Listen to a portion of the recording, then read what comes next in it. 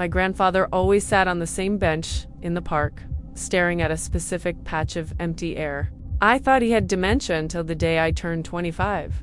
I was sitting where he used to, and suddenly the air turned ice cold. A woman materialized right next to me.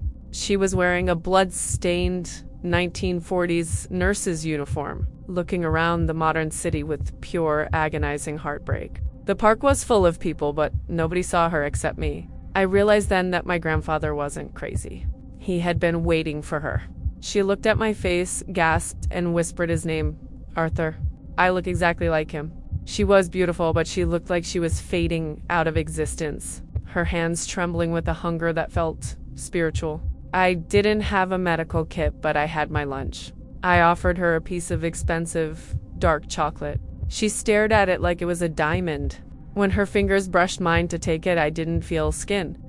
I felt a jolt of electricity that showed me her entire life in a flash. She took a bite, and for a second, she became solid. The color returned to her cheeks, and she looked human again.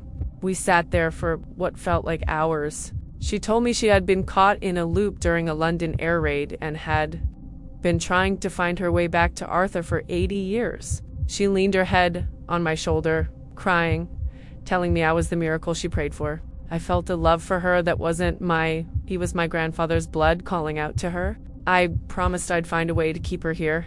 She looked me in the eye, smiled, and whispered, "Thank you for the map." That's when I felt the cold steel. She hadn't been a ghost. She was a jumper. She reached into my pocket, stole my modern ID and my phone, and shoved me. As I fell, she didn't fade, I did.